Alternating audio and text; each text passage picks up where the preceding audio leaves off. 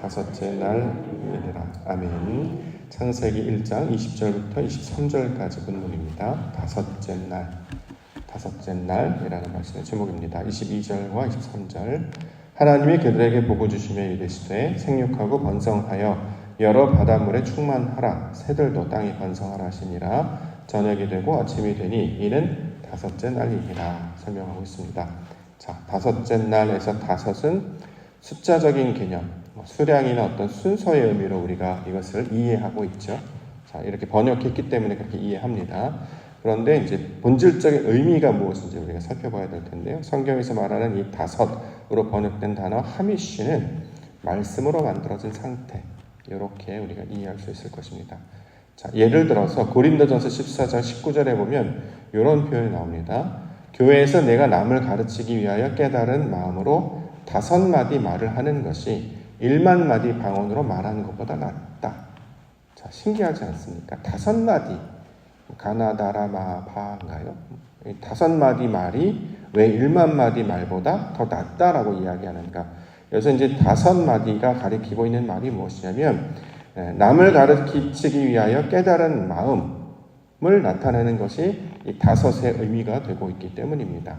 다섯이라는 거 하는 것은 하나님이 주시는 말씀으로 우리가 만들어지는 거예요. 하나님이 의도하신 대로 하나님께서 원하시는 하나님의 사람들로 우리의 형상이 하나님을 닮아서 바뀌어지고 있는 개념이다라는 거죠. 이것을 성경에서 이제 다섯이라는 말로 번역을 하고 있습니다.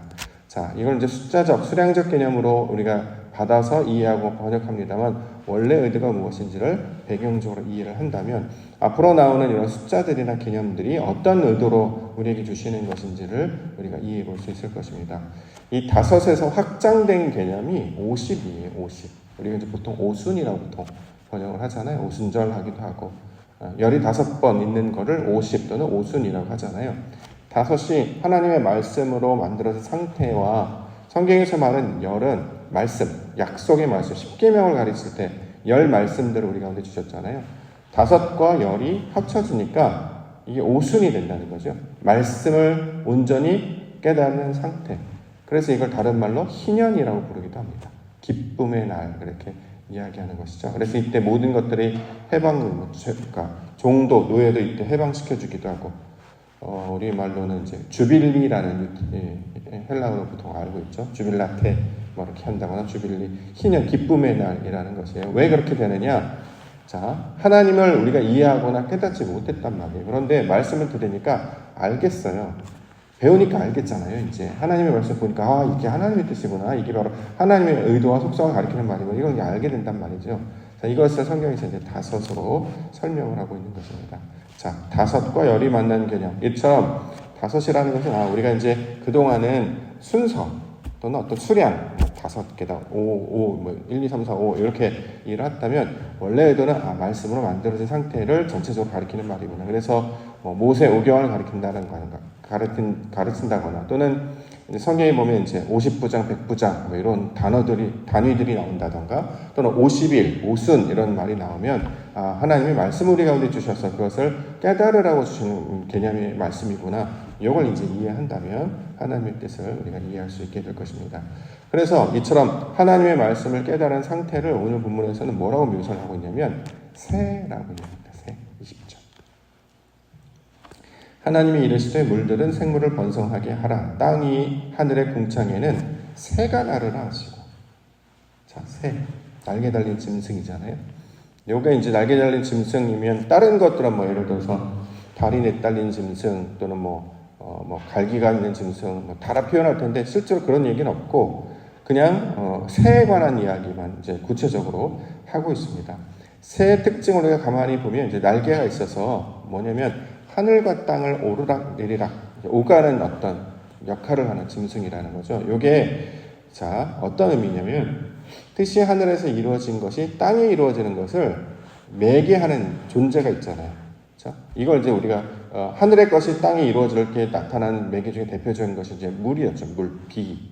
하나님께서 하늘의 물을 땅에 부어주셔서 생명을 얻게 하시고 열매를 얻게 하시는. 그래서 하늘에서 내려주는 특별한 존재를 비라고 하고 이걸 우리가 이해할 때 이게 바로 말씀이구나 하나님의 말씀을 우리 가운데 내려주셔서 이걸 깨닫게 하시는 거라 이제 이해를 했단 말이죠.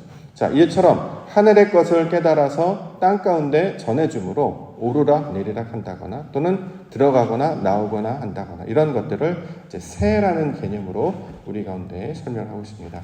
우리말에도 보면 이제 날개를 달다, 날개돋치다 이런 표현이 있단 말이죠. 왜 그러냐면 어떤 특별한 능력이 생기거나 힘이 생길 때 이런 표현을 하는데 여기서 말하는 이제 특별한 능력은 슈퍼맨이나 어떤 특별한 존재를 가리키는 말이 아니라 말씀에 대한 의도가 무엇인지를 알게 되는 것. 결국 이제 사람이 하나님의 형상을 닮은 가장 귀한 존재 중에 하나가 뭐냐면 그런 의미와 상징을 섞여 있는 말을 이해할 수 있단 말이죠. 그래서 인간의 가장 큰 특징 중에 하나가 뭐냐면 추론이라고 보통 이야기하잖아요. 상상력.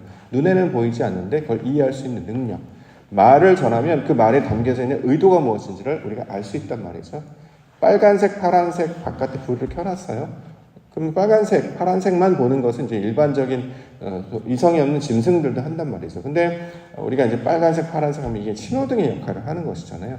빨간색일 때 멈추고 파란색일 때 가라. 뭐 이런 것도 우리가 하는 것처럼 이제 색깔을 보면 그런 의도가 담겨져 있는 그 의미를 알 수 있단 말이죠. 하나님께서 우리 가운데 뭘 보여주세요. 그럼 보여주시는 것이 끝나는 게 아니라 의도가 있단 말이죠. 그 역할, 상징이나 내포한 의도, 그것을 따라가는 것. 자, 이것을 따라가서 이게 바로 하나님의 뜻이구나. 이걸 땅의 가운데 전파하는구나. 라고 할 때 그 존재를 이제 새로 묘사를 하고 있는 것입니다. 그래서 이제 그림이나 이런 형상들을 보면 이제 날개 그림이 되게 많이 나와요. 그래서 우리가 그 안에 들어가서 사진 찍기도 하고 그러잖아요. 왜냐하면 그런 존재가 된다라는 것입니다. 그게 뭐냐면 하늘과 소통하는 존재가 되었다라는 것입니다. 그래서 그 대표적인 예로 이제 천사를 묘사할 때 날개를 달린 어떤 존재로 이제 묘사를 하죠. 어떤 특별한 능력이 있다기보다 하나님의 말씀을 깨닫는 자입니다. 천사는 우리가 이제 생각할 때 그런 이제 미술 쪽에서 이제 그런 그림으로 그렸기 때문에 자꾸 어떤 특별한 영적 존재로 이해하고 있습니다만 천사는 말 그대로 하나님이 보내신 자라는 뜻이잖아요. 하늘에서 보내신 자. 다시 말해서 여기서 말하는 어떤 날개 달린 특별한 어떤 영적 존재를 가리키는 말이라기보다 소위 말하는 하나님의 뜻을 말씀을 가지고 이 땅에 전해지기 위하여 특별히 세움을 받은 자, 그런 이제 천사라고 얘기했죠. 이걸 우리 이제 이 땅에서는 보통 대사라는 말, 엠버서더 할 때, 나라를 대표해서 다른 나라에 파견되어서 공무를 수행하는 사람을 대사라고 이야기하는데, 이제 이처럼 하늘의 일을 감당하는 자들을 이제 천사라고 말하고, 가브리엘이나 미가엘 뭐 이런 사람이 있는데, 사람인데 사람, 영적인 존재가 아니에요. 귀신이나 이런 특별한 그런 걸 다 상상력으로 만들어내는 것이고 실제적으로는 능력을 가지고 있는 자이기 때문에 이름을 그렇게 붙였는데 이것이 이제 헬레니즘과 결합하면서 상상, 이미지화 돼가지고 자꾸 그림으로 묘사를 하고 있는데 그래서 막 이상한 어떤 그림으로 자꾸 상상하는 그런 그림이 아니고 하나님의 말씀을 가진 자를 이제 성경에서 이제 천사라고 부르고 날개를 굳이 달았다라는 묘사를 하는 이유는 그가 하늘의 뜻을 전파할 수 있기 때문입니다. 실제로는 이 말씀을 이제 하고 있는 것은 성도들이 바로 이런 존재가 된다는 거잖아요. 우리가 땅에 살지만 그래서 그러니까 땅의 말을 하죠. 근데 땅의 말만 하는 게 아니라 이제 우리가 하나님의 말씀을 듣게 되면 하늘의 말씀들, 아버지의 뜻이 무엇인지 알게 된단 말이에요. 그래서 그 아버지의 뜻을 전하는 자들이 되면 이게 바로 이렇게 하나님의 나라의 말을 하는 존재들이 되기 때문에 특별하다라고 이야기를 한다라는 것이죠. 이 성도들의 영적인 어떤 능력 또 하나님의 말씀을 깨닫는 지혜가 생기므로 하나님의 나라의 말씀들을 전하는 자들을 묘사할 때 이렇게 이제 새 개념으로 우리 가운데 설명을 하고 있습니다. 신약에 보면 이제 천상수훈에 예수님께서 공중에 나는 새를 보라 이런 표현을 한단 말이죠. 이럴 때 이제 사람들은 공중에 나는 새 그러면 실제로 눈에 이제 보여지는 무슨 우리 공원 주변에 있는 뭐 비둘기라든가 까치라든가 까마귀라든가 이런 걸 상상하는데 실제로 공중에 나는 새는 성전에 그려진 것을 가리키는 말이죠. 그러니까 거기서 예수님께서 공중에 나는 새라고 하는 것은 실제로는 성전을 가리키는 말이었습니다. 그렇죠? 우리가 이제 더 알아가면 보여지는 것만 배울 때는 그냥 그런가 보다 하다가 원래 의도가 뭔지를 이해하게 되면 하나님의 의도를 이제 알게 된단 말이죠. 자, 이처럼 예수님께서도 그 공중에 나는 새라고 하는 것은 그러니까 성도들을 통해서 말씀을 깨닫게 하기 위해서 주신 어떤 매개체 역할을 할 때 자, 이러한 존재로 설명을 하고 있는 것입니다. 그러므로 앞으로 이제 새와 관련된 단어가 나타난다 그러면 하나님의 말씀을 깨달은 자들을 가리키는 말이구나. 우리로 따지면 뭐 선지자라고 이야기할 수도 있고 사도라고 이야기할 수도 있겠죠. 자, 하나님께서 세우셔서 보내심을 받은 자, 하나님의 말씀을 가지고 있는 자들이 되고 있기 때문입니다. 그래서 이제 신약에서는 이제 사도들로 이 역할을 대신하도록 설명을 하고 있는 것입니다. 21절. 하나님이 큰 바다 짐승들과 물에서 번성하여 움직이는 모든 생물을 그 종류대로, 날개 있는 모든 새를 그 종류대로 창조하시되 하나님이 보시기에 좋았더라. 자, 이제 짐승들을 만들고 종류대로 만들고 하니까 이제 소위 말하는 지구과학처럼 세상의 어떤 물질 세계를 만들어내는 것처럼 묘사를 하고 있는데, 성경은 그런 의도로 주신 말이 아니라고 했어요. 우리에게 없던 것이 우리에게 이제 생겨나는 것, 그게 없던 게 바로 하나님에 대한 지식이 없었고, 그러니까 하나님의 속성도 없었는데 지식을 알고 그의 속성을 물려받게 되는 것을 가리키고 있는 말이었습니다. 자, 이처럼 하나님이 없었던 자가, 말씀이 없었던 자가, 하나님의 의도와 뜻을 몰랐던 자가 이것을 가지게 되면 성경에서 뭐라고 하냐면 살아있다라고 얘기한단 말이죠. 그걸 오늘 본문에서는 생물이라고 표현하고 있습니다. 생물의 이제 히브리 원어를 보시면 네페시 하야 이렇게 번역이 되어 있어요. 네페시 하야. 네페시는 영혼이라는 뜻이고, 하야 할 때 하이는 이제 살아있다 이런 표현인데, 살아있는 영혼이 됐다. 이거 어디서 많이 들어봤던 표현인데 어디 나오냐면 창세기 2장 7절 생령이라고 할 때, 창세기 2장 7절 말씀 보시면 여호와 하나님이 땅에 흙으로 사람을 지으시고 그 생기를 그 코에 불어넣으시니 사람이 생령이 되었다. 사람이 되었다라고 얘기하지 않고 사람이 생령, 살아있는 존재가 되었다 이런 표현이거든요. 왜 살아있다라고 말하느냐? 거기에 뭘 불어넣으셨습니까? 생기, 하나님의 것을 불어넣었기 때문에 비로소 살아있다라고 이야기한단 말이죠. 우리도 하나님의 것이 들어와야 살아있는 존재가 되는 거예요.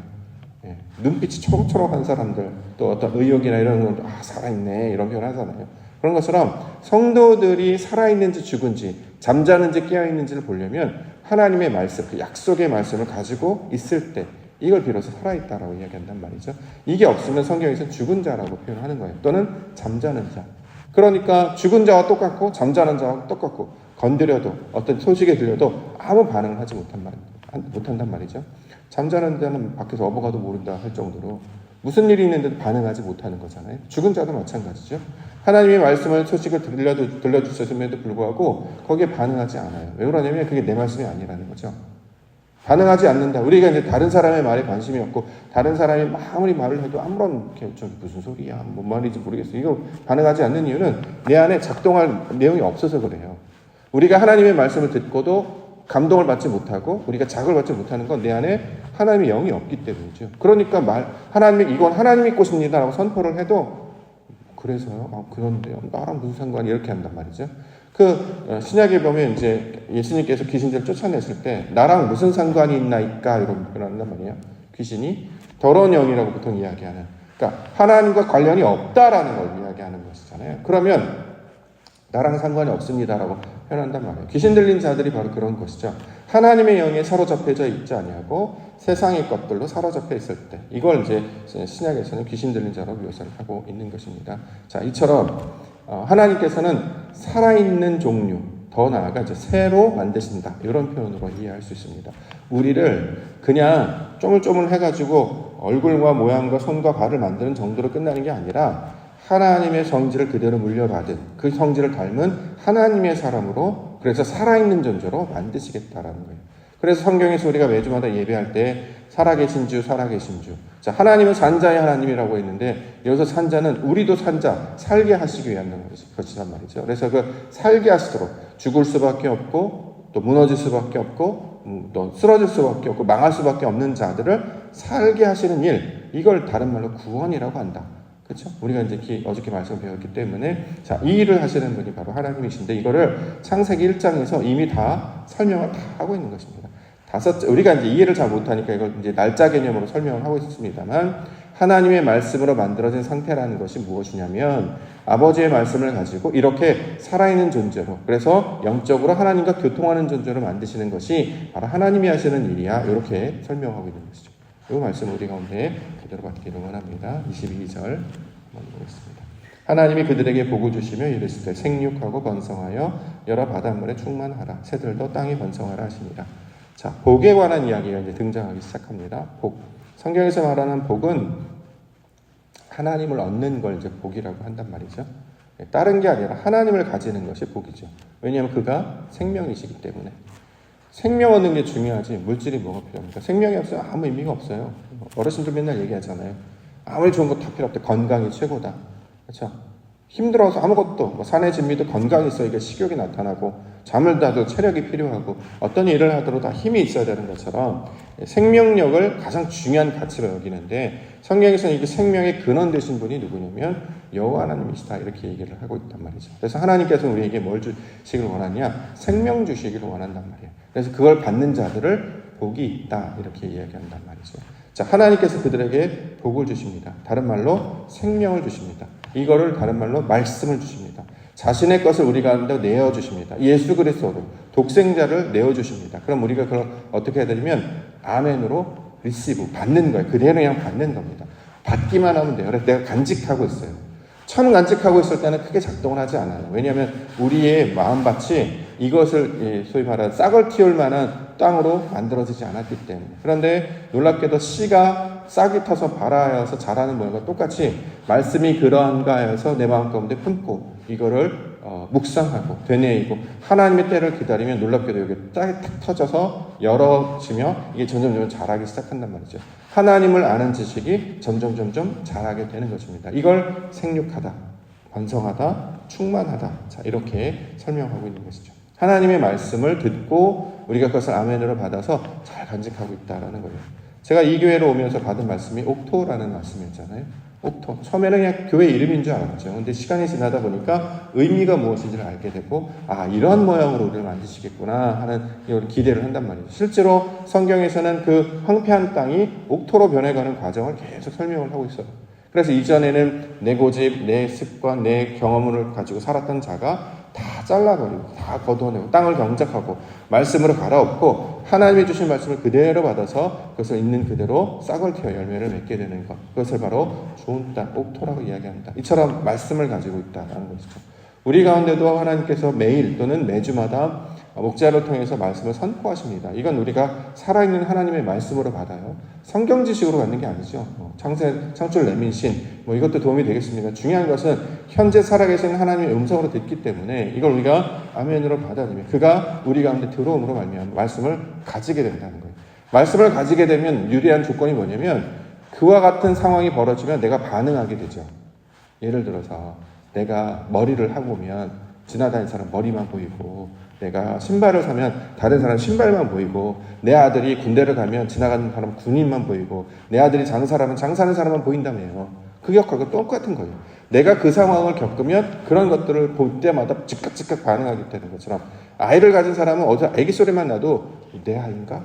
우리 아기인가? 다른 애기라도 관심이 가는 것처럼 이 똑같은 원리입니다. 하나님께서 내게 하나님의 것을 부어주시니까 이제 생활을 살면서 하나님의 일이 발생이 되면 내가 반응하기 시작하는 거예요. 이걸 복이 있다라고 이야기한단 말이죠. 저와 여러분들을 그 복 있는 백성으로 불러주신 적이 있습니다. 그래서 오늘 주시는 말씀뿐만 아니라 하나님이 주신 약속이 있다면 가장 먼저 뭐 합니까? 아멘 하시면 돼요. 일단 받는 거예요. 일단. 자, 이것을 우리 용돈 주실 때 우리 어르신들 매일 우리 어제도 보니까 막 이거저거 막 주시는데 막 주시면 그냥 받아요. 이거 어떻게 써야 될지 모르겠어요. 그냥 갖고 있으면 쓸 데가 생겨요. 아, 이러라고 하시는 거구나 란다는 거죠. 아이들은 받아요. 근데 이제 어른들 이렇게 처음에 그게 되게 예인 줄 알았는데 성경은 그렇게 가르치지 않는 것 같아요. 누가 좋은 말을 해주면 아멘으로 받고 어떤 걸 하면 하나님이 하신 일로 받고 이렇게 해서 이것이 바로 우리에게 주신 아버지의 뜻이구나 이걸 받아내는 자로 만들어주고 있습니다. 자, 이렇게 말씀을 잘 받아서 그 말씀으로 만들어진 자들을 또는 그러한 상태를 성경에 다섯이라고 이제 표현한단 말이죠. 그 일을 다섯째 날에 또 맞춰서 하셨기 때문에 이렇게 번역을 해도 무리가 없으니까 그대로 우리가 받게 되는 것입니다. 하나님이 이루신 그 놀라운 없다가 생기는 그 창조의 사역 우리 안에 하나님이 생기게 하여 주시옵소서. 하나님의 약속이 내 안에 살아 숨쉬고 말씀으로 말미암아 이걸 잘 잉태돼서 아름다운 열매 맺는 자들 되게 하여 주시옵소서. 이렇게 소망하시며 주말 살아가시는 우리 믿음의 성도님들 되시기를 주님의 이름으로 간절히 축원합니다. 기도하겠습니다.